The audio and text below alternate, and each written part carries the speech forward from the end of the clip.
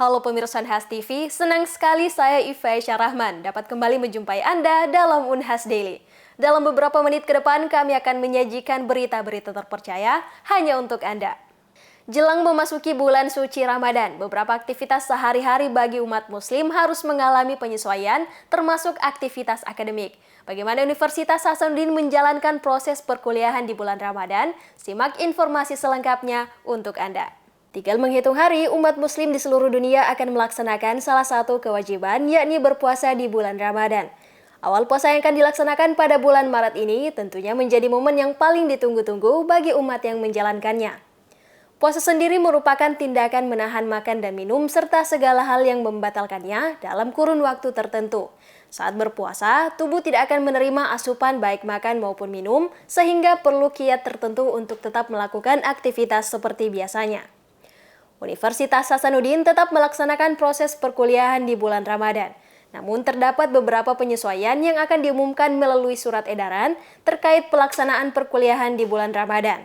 Tak hanya itu, edaran yang akan dikeluarkan juga berkaitan dengan pergeseran batas akhir perkuliahan. Hal tersebut disampaikan oleh Direktur Pendidikan Universitas Hasanuddin, Dr. Rismaila Maulani Eshud M. Natres. Seperti biasanya tentunya perkuliahan kita tidak ada aturan atau kebijakan khusus ya. Yang biasanya ada kan adalah kebijakan untuk pegawai ya, tenaga kependidikan. Nah, jadi itu nanti mungkin akan ada kami buatkan edaran ya terkait dengan pelaksanaan perkuliahan, di mana barangkali petugas-petugas yang terkait dalam pelaksanaan teknis pembelajaran ya mereka akan tetap bertugas begitu, sehingga pelaksanaan perkuliahan yang akan berjalan seperti biasa gitu. Penyampaian edaran sendiri kapan akan nanti kita akan sebelum memasuki bulan Ramadan gitu kita akan sekaligus juga menyampaikan ya Bu Fani terkait dengan perubahan-perubahan karena cukup banyaknya cuti atau libur nasional di tahun 2024 yang terjadi di bulan Maret April ini, sehingga itu juga akan kami sampaikan ya, khususnya untuk mengcover barangkali perkuliahan nanti yang terpaksa mungkin harus bergeser.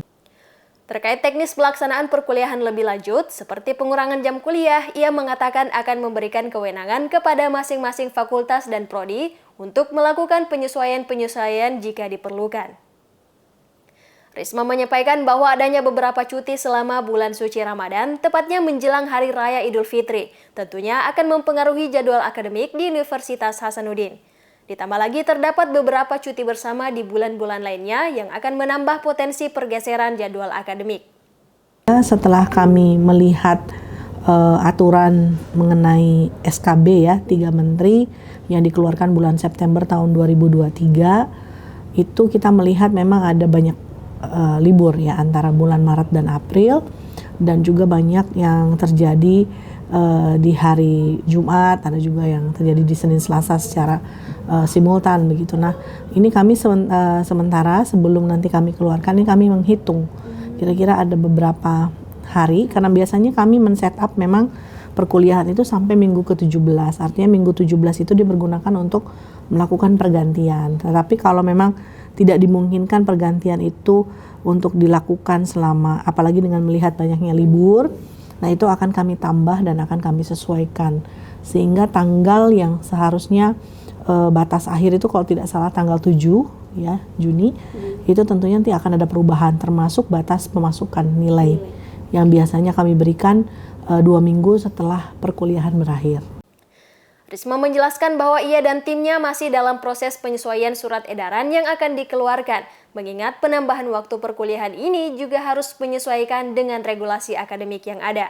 Karena kan kita harus betul-betul menghitung ya, kira-kira kita butuh berapa waktu, karena kita juga harus tepat waktu, mengingat kita juga harus mengekspor semua data pemasukan nilai ini nanti ke Dikti gitu ya. Jadi kita nggak mau terlambat, dan juga kita sudah konsekuensi bahwa sesuai dengan regulasi akademik ya tahun 2023 lalu ya, pemasukan nilai itu kan harus sesuai dengan tepat waktu yang dijanjikan, dan kalau misalnya melewati itu akan tentunya ada sanksi sesuai dengan yang ada di regulasi akademik yang baru. Bulan suci Ramadan tidak menghalangi aktivitas akademik maupun kemahasiswaan di Universitas Hasanuddin. Meskipun demikian, tetap dilakukan penyesuaian-penyesuaian untuk menunjang kelancaran ibadah puasa bagi umat yang menjalankannya. Ifa Syarahman, Taslia Ramadhani, Unhas TV. Avatar The Last Airbender Season 1 berhasil memukau para pecinta film serial Netflix. Berbeda dengan sebelumnya, perjalanan seru Aang untuk mengembalikan harmoni 4 elemen bumi ini kini dikemas dengan ciamik dalam versi live action. Benarkah serial live action kali ini lebih seru dari serial animasi sebelumnya? Berikut informasi selengkapnya untuk Anda. Netflix baru-baru ini merilis sebuah film serial live action bertajuk Avatar The Last Airbender. Sejak Netflix mengumumkan akan menghadirkan kisah petualangan Aang dalam serial live action pada 2018 lalu, film ini sangat dinanti-nanti oleh para penggemarnya. Adaptasi dari serial animasi dengan judul yang sama ini berhasil menarik jutaan penonton dalam kurun waktu 4 hari penayangan saja. Dilansir dari Netflix Tudum, film yang dibintangi oleh Garden Kermir dan kawan-kawan ini masuk ke dalam 10 besar di 92 negara termasuk Indonesia dan telah ditonton sebanyak 21,2 juta kali selama 150.400 jam sejak tayang perdana pada 22 Februari lalu. Dibuat hampir mirip dengan versi animasinya, baik dari segi konsep cerita hingga visual pemainnya. Versi live action maupun animasi Avatar The Last Airbender ini memiliki penggemarnya masing-masing. Kalau nonton sih baru seminggu ini, cuman sebelum itu kan ada trailernya dari Netflix dan di situ saya sudah nonton trailernya itu dari bulan 12 dan dari bulan 12 itu saya sangat excited untuk nonton di bulan 3 ini. Bulan 2 ya? Iya, bulan 2. Tanggal 22. Nah, oke. Setelah nonton itu apa nih kesan yang Kak Kinan rasakan setelah nonton film ini? Nontonnya itu walaupun nggak sama-sama animasinya, tapi itu live actionnya itu sangat best, sangat bagus, dan karena pemeran-pemerannya itu sangat mengikut dengan animasinya. Terus favorit saya tuh Jet, karakter Jet, karena sangat ganteng dari animasi itunya. Kalau bisa dibilang sih masih kartun ya, karena kalau live actionnya itu masih belum keseluruhan Avatar tuh belum dapat semua elemennya, masih cuman itu angin saja dan belum menjelajah semua elemennya. Cuman mereka tuh baru ke tempat-tempatnya saja dan perang antar negara api peperangannya itu belum usai dan kayaknya masih bakal ada series kedua, 3 dan 4 seterusnya. Live action ini menyempurnakan yang kartun gitu. Iya. Lebih sempurna. Iya. Terakhir nih pesan apa sih yang bisa Kak Kinan tarik dari setelah nonton filmnya? Kalau pesannya sih mungkin karena Avatar itu sifatnya harus mementingkan seluruh sekitarnya dibanding dirinya sendiri. Meskipun tak berbeda jauh dengan versi animasinya, alur cerita versi live action yang belum konkret membuat beberapa penonton lebih memilih serial animasi. Namun, tak jarang yang justru lebih meminati serial live action karena alur yang cukup singkat dan padat, ditambah dengan tampilan setiap scene disajikan melalui aktor secara langsung yang menambah keseruan film ini. Oke, jadi setelah nonton ini keduanya, kira-kira menurut Kakak yang mana yang lebih bagus? Menurut saya ya lebih bagus actionnya, karena yang pertama jelas kan videonya lebih HD, kemudian cerita dari alurnya itu juga lebih singkat gitu, tapi tetap menyajikan yang terbaik bagi penontonnya. Kemudian dari penokohannya juga kita bisa melihat sangat bagus ya, sangat mirip dengan yang ada di kartun. Kemudian dari soal alurnya juga sangat bagus. Sama, ceritanya hampir sama ya? Hampir sama. Terakhir nih pesan yang bisa Kakak petik dari film apa? Yang tertanam dari film tersebut, yang saya lihat dari karakter Avatar, yaitu dia itu sangat rendah hati. Kemudian dia itu sangat cepat hatinya untuk menolong, baik itu teman, baik itu kenal maupun tidak kenal. Serial live action Avatar ini memiliki kelebihan dan kekurangan tersendiri bagi para penggemar. Namun tak dapat dipungkiri, film yang diperkirakan menghabiskan biaya produksi sekitar 1,8 triliun ini sukses mendulang jutaan penonton dari berbagai negara. Ifa Syarahman, Taslia Ramadhani, Unhas TV. Perpustakaan Universitas Hasanuddin kembali dengan inovasi-inovasi terbarunya yang friendly dan trendy. Pada Senin 4 Maret 2024, Perpustakaan Unhas sukses menggelar launching Digital Corner atau DICOR sebagai bentuk respon positif untuk memenuhi kebutuhan mahasiswa dan seluruh sivitas akademika Unhas. Simak berita selengkapnya untuk Anda. Senin 4 Maret 2024, Perpustakaan Universitas Hasanuddin menggelar acara peluncuran Digital Corner yang dihadiri oleh sejumlah tokoh akademis, termasuk Wakil Rektor Bidang Akademik dan Kemahasiswaan Unhas, Wakil Dekan Bidang Akademik dan Kemahasiswaan Fakultas Farmasi, Fakultas Vokasi, dan Fakultas Kesehatan Masyarakat, serta Kepala Pusat Disabilitas. Acara ini juga dihadiri oleh sejumlah pustakawan, mahasiswa, dan tamu undangan lainnya.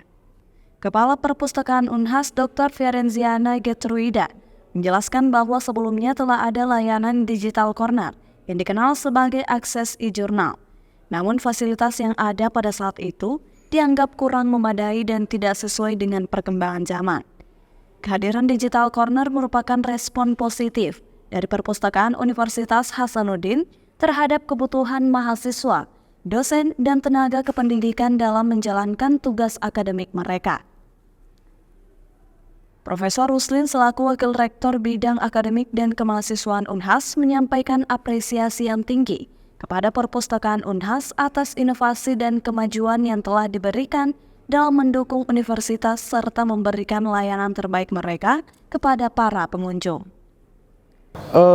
Kehadiran Digital Corner ini pasti akan menambah wahana layanan di Perpustakaan Unhas yang sudah pasti akan memanjakan, mempermudah layanan-layanan yang ada di Unhas, apalagi ini sudah yang berbasis digital, sehingga akses full paper, akses kebutuhan-kebutuhan jurnal maupun informasi-informasi yang lebih update, itu baik dalam skala jurnal maupun skala berita-berita ini pasti akan lebih baik lagi.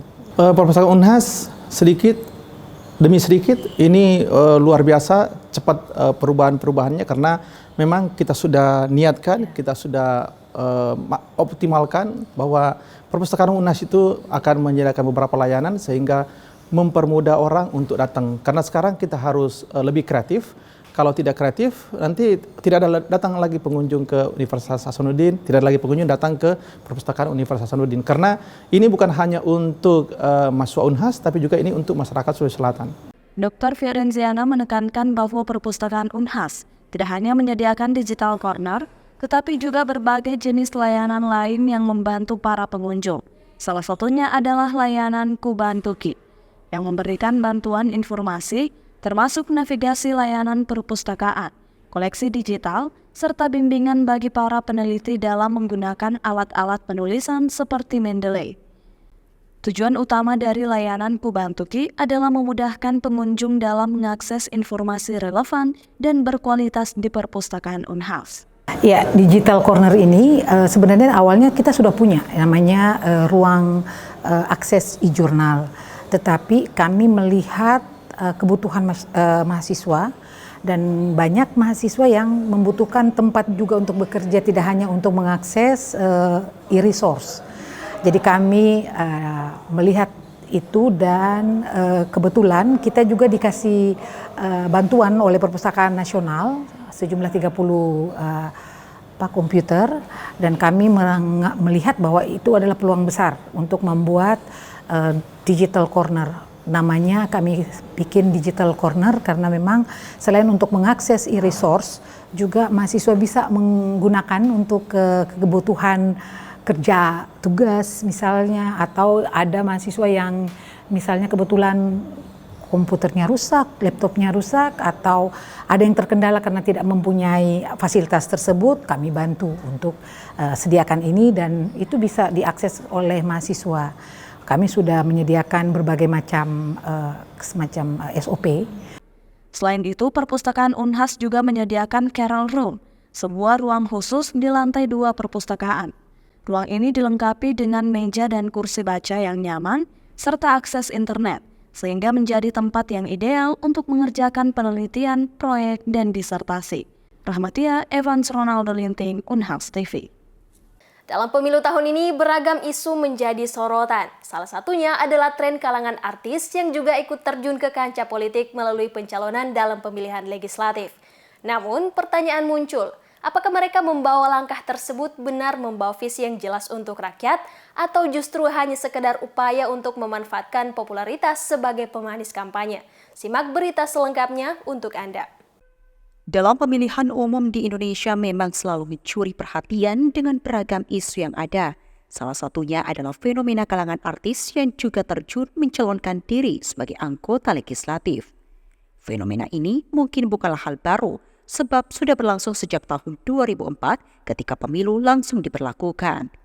Namun, dalam pemilu 2024 semakin banyak wajah terkenal yang memutuskan masuk dalam arena politik.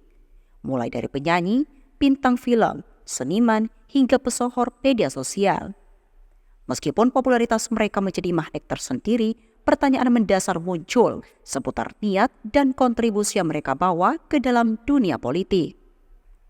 Melansir dari website resmi kadata.co.id memperlihatkan presentasi partai pengusung caleg artis terbanyak di pemilu 2024. Partai Amanat Nasional atau PAN berada pada urutan teratas dengan jumlah calon legislatif sebanyak 17 orang.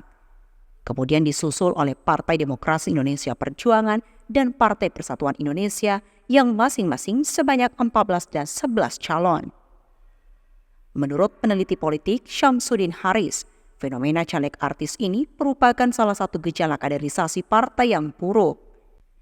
Kemudian pengamat politik dari Forum Masyarakat Peduli Parlemen, Lucius Carus, dalam website resmi BBC Indonesia mengatakan pencalonan selebritis menjadi anggota legislatif adalah cara mudah bagi partai politik untuk mendongkrak kursi di parlemen. Soalnya memang dari sisi rekrutmen kebanyakan memang yang ditonjolkan adalah sisi popularitasnya, gitu ya. Saya tidak mendiskreditkan caleg-caleg yang artis. Ada juga caleg-caleg artis yang bagus. Misalnya seperti Nurul Arifin, ya, Tere Pardede, mereka lumayan bagus gitu. Termasuk ada siapa lagi namanya, Dede Yusuf misalnya. Tapi yang lain misalnya lebih banyak menonjolkan sisi-sisi entertaining mereka, gitu ya, tidak menonjolkan sisi-sisi intelektualitas mereka, tidak menunjukkan kemampuan mereka dalam merumuskan atau menawarkan kebijakan-kebijakan, ya, menawarkan visi misi yang mereka bisa tawarkan ke masyarakat untuk nantinya diperjuangkan ke pemerintah. Jadi memang lebih banyak kemudian yang dieksploitasi itu adalah sisi-sisi popularitasnya, gitu. Dan ini yang menimbulkan persepsi bahwa ya caleg-caleg artis itu hanya untuk dijadikan sebagai vote getter saja, hanya untuk dijadikan di pajangan etalase partai politik saja, tapi secara substansial tidak memberi kontribusi apa-apa terhadap demokrasi kita. Lebih lanjut, dosen ilmu politik itu menekankan bahwa fenomena tersebut juga dapat membawa dampak negatif, termasuk kemungkinan institusi kepartaian menjadi lebih pragmatis dan kehilangan substansi dalam politik. Tidak substantif karena bagaimana persoalan representasi, bagaimana kemudian merepresentasikan orang, bagaimana kemudian menghadirkan sosok-sosok yang punya kemampuan-kemampuan yang dibutuhkan dalam proses-proses legislasi misalnya, sehingga itu kemudian bisa membantu demokrasi berkembang secara substantif. Kalau belakangan ya kita lihat yang didorong hanya atau yang dieksploitasi hanya sisi-sisi popularitasnya artis tersebut, bagaimana itu bisa berkontribusi ke partai memperoleh suara yang banyak, memenangkan pemilu, dan ya ujung-ujungnya partai kemudian berkuasa, memperoleh kursi di DPR, tapi tidak terhubung ke masyarakat secara substantif. Karena itu tadi yang dikejar hanya perolehan suara, tidak pada pembentukan jejaring-jejaring ataupun relasi-relasi dengan para pemilih. Armunato juga menekankan perlunya perbaikan dalam dunia politik. Salah satunya adalah dengan mengadakan proses rekrutmen yang melibatkan uji kompetensi untuk menilai kualitas para calon legislatif. bukan hanya melihat dari seberapa populer mereka. Selain itu, hal lain yang perlu diperbaiki adalah proses kaderisasi di setiap partai. Kader partai, baik berasal dari kalangan artis, selebritis, seniman, atau kelompok lainnya, harus dilengkapi dengan pengetahuan yang memadai, agar jika terpilih, mereka dapat menjalankan tugasnya dengan baik. Zulkarnain, Evan Ronaldo Linting, Unhas TV. Pemirsa, berita tadi sekaligus menutup perjumpaan kita hari ini. Terus saksikan Unhas Daily hanya di Unhas TV. Saya Iva Syarahman mewakili kru yang bertugas, pamit undur diri dan sampai jumpa.